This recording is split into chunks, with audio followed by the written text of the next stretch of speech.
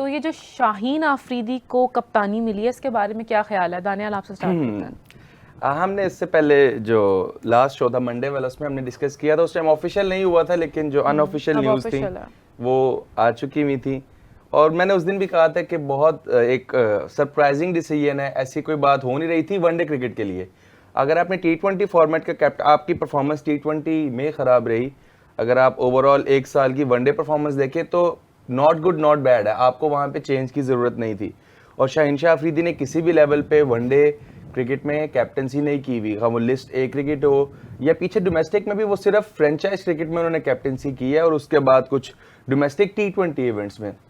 तो इतना एक सडन चेंज, क्योंकि हमारे पास पहले कैप्टन नहीं है, हमने बाबर आजम को कुछ टाइम के बाद इस तरह चेंज कर दिया था और उसके बाद अब मोहम्मद रिजवान की भी कोई ऐसी परफॉर्मेंस नहीं थी कि जिसकी वजह से उनको सैक किया जाता एक साल के टेन्योर के बाद। तो एक बहुत सरप्राइजिंग डिसीजन भी है और बहुत अलार्मिंग भी है पाकिस्तान क्रिकेट के लिए। तो क्योंकि शाहीन शाह अफरीदी को क्या लग रहा है कि ये एक बहुत लंबे टेन्योर के लिए आ गए। अगर पाकिस्तान क्रिकेट बोर्ड की आप हिस्ट्री देखें तो वो डिवाइड एंड रूल वाली जो पॉलिसी है ना, उस पर हम बड़ा अच्छा खेल रहे हैं कि जो मुझे लग रहा है कि मैं बहुत नहीं, उन्होंने 2027 वर्ल्ड कप के लिए उन्होंने श्योरिटी तो मांगी है ना, क्योंकि हर कैप्टन जो आता है वो अपने एक विजन के साथ आता है, लेकिन जैसे ही वो एक साल गुजरता है तो वो कैप्टन का विजन क्या, कैप्टन ही नहीं रहता, चेंज हो जाता तो एक बहुत सरप्राइजिंग डिसीजन है जो कि मेरा नहीं ख्याल अभी इस चीज़ की ज़रूरत थी। मोहम्मद रिजवान को कंटिन्यू करना चाहिए था अभी। 2027 के बाद पता चले पाकिस्तान के प्लेयर्स डरने लग जाएंगे, हमें कैप्टनसी नहीं चाहिए, उसको दे दो।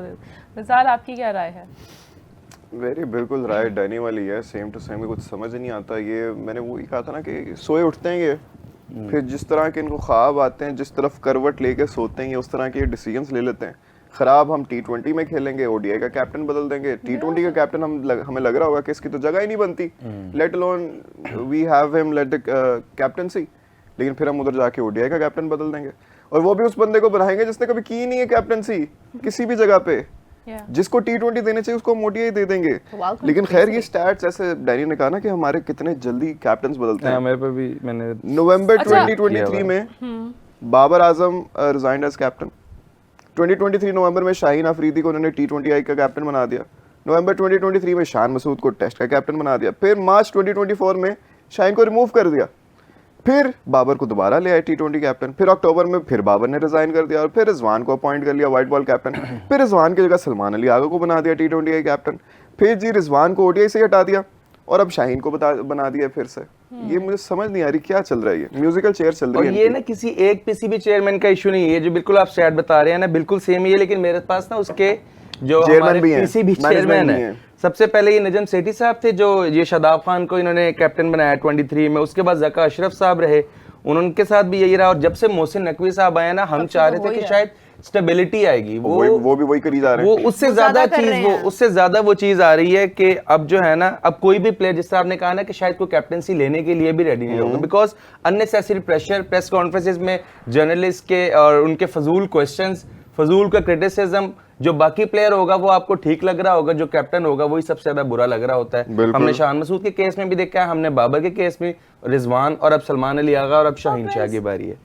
तो ये जो चीजें हैं ना, ये पाकिस्तान क्रिकेट ओवरऑल अगर आप देखेंगे तो ये बहुत ज्यादा हर्ट कर रही है। T20 कैप्टन भी हमें कोई श्योरिटी तो नहीं है कि 26 वर्ल्ड कप में सलमान अली आ गई हैं। ये एक सीरीज की बात है, ये अगर साउथ अफ्रीका की सीरीज खराब होगी तो शायद शाहीन शाह अफरीदी या शादाब खान आपको T20 क्रिकेट में भी रिप्लेस करते हुए नजर आएंगे। तो इतनी जो है हमारी जो है मिसमैनेजमें इस टाइम चल रही है, अनसर्टेनिटी भी बहुत ज्यादा है, मतलब श्योरिटी नहीं है किसी भी चीज की। इसका उल्टा होता ना तो फिर बेहतर होता। अच्छा, एज क्या कह लेंगे ऑडियंस और एनालिस्ट अगर हम बात करें, एज अ लेमैन, हाँ मैंने कहा as a layman, as a fan भी अगर हम बात करें तो ये चीज हमें नजर आती है कि यार आपने एक डिफरेंट फॉर्मेट के दो डिफरेंट प्लेयर्स हैं, आपने उनको मतलब कैप्टनसी दे दी है, और फिर जो सिलेक्टर्स हैं जिन्होंने ये डिसीजन लिया है, जो मैनेजमेंट है, जो इंस्टीट्यूशन है, जो इदारा है, उनको नहीं पता चल रहा ये। शीनो तो ODIs में इतना कमाल खेलते भी नहीं है। वही ना, वो कल यही तो बात कर रहे थे मोहसिन साहब कि 4 ओवर्स का प्लेयर है वो।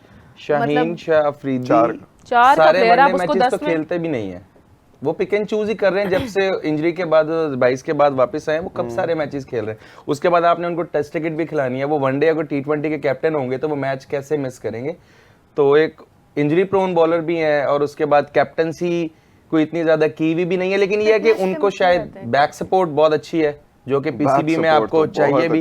एक थोड़ा सा हार्श वर्ड कह सकते हैं आप, थोड़ा सा एक कंट्रोवर्शियल कह सकते हैं, लेकिन जो चीज है पीसीबी में आपको इस चीज के बगैर आप नहीं आते आगे भी। कौन है उनकी बैक पे डानी?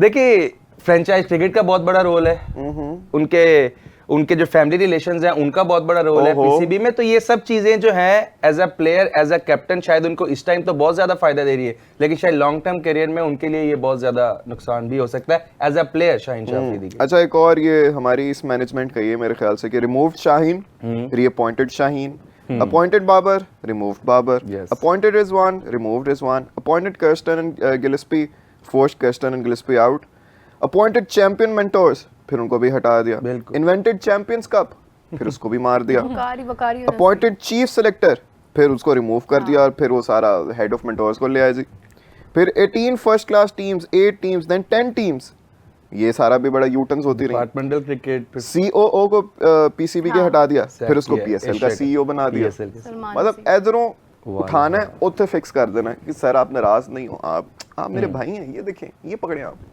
क्या चल रहा है यहाँ पे। देखिए ये जो चेंजिंग्स है ना, जिस तरह अभी दानियल कह रहे थे ना कि ज़का अशरफ दौर में तो स्टार्ट हुई हैं, मोहसिन नकवी साहब ने तो इसकी भरमार लगा दी है, इतने चेंजेस। बकारी यूनिस के साथ क्या किया, आए कहाँ पे, नजर कहाँ पे आ रहे हैं, हर किसी को आपने यहाँ पे। मुझे लगता है कि ये जो नकवी साहब ने कहा था ना मैंने सर्जरी करनी है, ये मुझे लगता है कह रहे थे कि आप सबके दिलों की सर्जरी करनी है मैंने, आपको जो थोड़ी सी उम्मीदें रह गई ना मेरे से, उसको देखा मैं किस तरह चकनाचूर करूंगा मैं। ये था इनका मोटो। मेरा बात ये देखिए, हमारे पास इंटरनेशनल कोचेस इसीलिए शायद अब इतने अच्छे अपॉइंट नहीं हो रहे। आप देखें जो इंडियन बॉलिंग कोच है मॉर्नी मॉर्कल, वो हमारे पास भी रहे हैं, लेकिन हमने तो उनको कंटिन्यू नहीं किया 6 मंथ्स। उससे पहले वर्नन फिलैंडर, क्या टेस्ट क्रिकेटर, क्या वो अपने टाइम के परफेक्ट बॉलर रहे हैं, लेकिन हम उनके साथ भी कंटिन्यू नहीं कर सके। हम किन के साथ कंटिन्यू कर रहे हैं? अजहर महमूद के साथ, इमरान फरहद के साथ।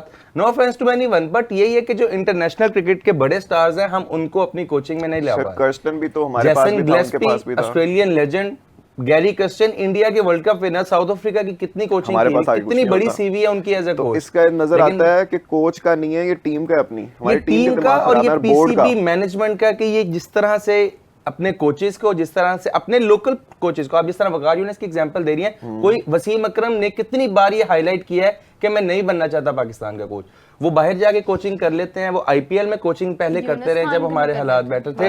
यूनुस खान कोच, कोई भी पाकिस्तान का बड़ा प्लेयर, क्योंकि हमारे पास एग्जांपल है वकार यूनुस की, जिस तरह के उनके 2-3 टेन्योर्स रहे, कोई भी बड़ा प्लेयर इसीलिए पाकिस्तान की कोचिंग के लिए भी नहीं आगे आ रहा। खुशी भाई को देख लें, बांग्लादेश की वो स्पिन कोचिंग, वो हर जगह, हर बाहर आपको पाकिस्तानी कोचेस मिलेंगे। कोई सामने आ नहीं रहा, लेकिन ये लोग बैक ऑफ द कैमरा या कैमरा के ऊपर भी इवन बैठकर ये बातें तो कर सकते हैं कि ये नहीं कर रहा, इसको ये ठीक नहीं कर रहा, ये खेल नहीं रहा, मतलब उसने ये सिलेक्शन गलत की। बट आओ ना फिर भाई, सामने आओ, आप लोग करो, आप लोग करके दिखाओ, बताओ। राबिया टीवी पे बैठ के बोलने में देखो, देयर इज वे लेस ख्वारी and a lot of money talks. दुनिया का सबसे आसान काम तो तनकीद करना है ना, परफॉर्म करना सबसे मुश्किल काम है।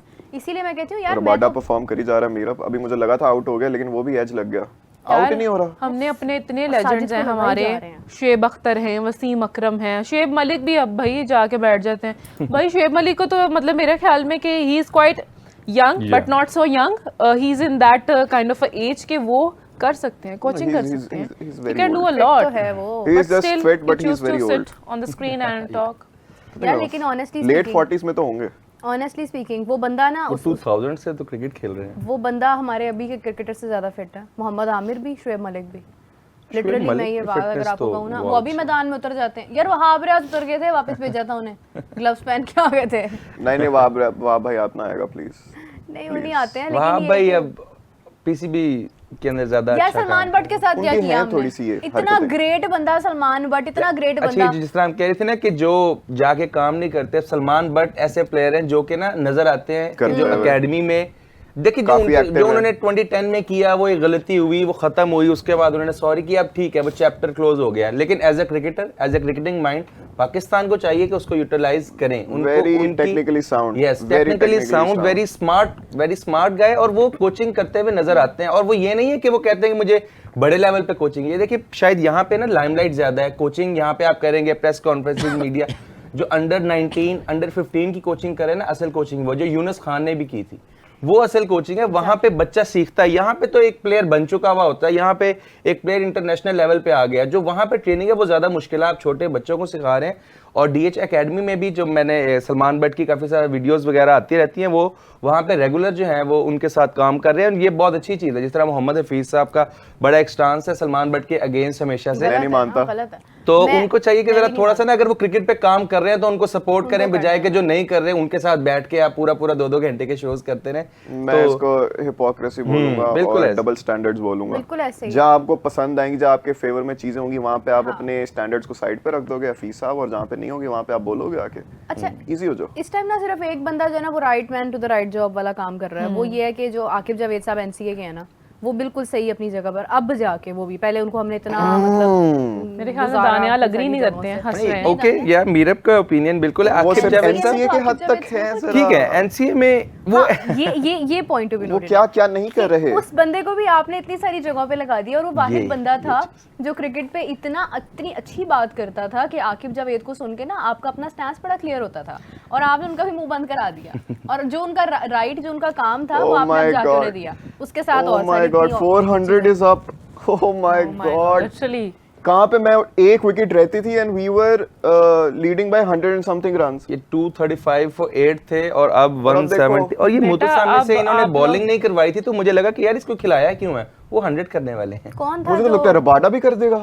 रबाडा वो देखो मुतसामी गुलजार, तो हो गई। तुम ना आवाज लगाया करो पाकिस्तान के जीतने की, ठीक है? अच्छा, ये ना जो पाकिस्तान के जो सेकंड इनिंग 100 याद है ना? पाकिस्तान का जो लोअर ऑर्डर जो फेल हुआ इस पूरी सीरीज में, पहले टेस्ट मैच की फर्स्ट इनिंग हमने लास्ट 5 विकेट 17 रन्स, हाँ। फिर सेकंड इनिंग में फॉर 15 रन्स, और फिर इस टेस्ट मैच में भी 15 और 17 और इनका runs। लोअर ऑर्डर हमेशा और परफॉर्म इनके लोअर ऑर्डर, ये मैच विनिंग पार्टनरशिप है गजाल। आपको पता है सेकंड इनिंग में और विकेट डिटोरिएट होगा जब पाकिस्तान ने इज द batting लीडिंग करनी रन है। Scorer for them. और मुस्तफामी 160 तमिलनाडु है, कमेंट्स भी आ रहे थे। हाँ, या इंडियन बैकग्राउंड है। और 160 मुस्तफामी है, 170 की लीड हो गई है, तो ये तो इनिंग से हारने का हमें भी हो सकता है कि आप 170 में भी ऑल आउट हो सकते हैं, जिस तरह का ये विकेट है। और पाकिस्तान ने फील्डिंग बहुत खराब की है, मैं भी देख रहा था। रिजवान ने भी स्टंप जो है उनका मिस किया, फिर आसिफ अफरीदी ने कोई कैच मुझे ड्रॉप सुनने में किया, आया था कोई 3 रिजवान ने चांसेस ड्रॉप किए हैं। इमामुल हक ने भी कैच ड्रॉप किया। तो हमारी जब ये एक पैनिक सिचुएशन हुई भी है ना इस टाइम, जो टेल एंडर्स जब रन्स करते हैं तो एक पैनिक सिचुएशन हो जाती है कैप्टन के लिए भी, बॉलर्स के लिए भी। तो वो हमें फील्डिंग में भी नजर आ रही है।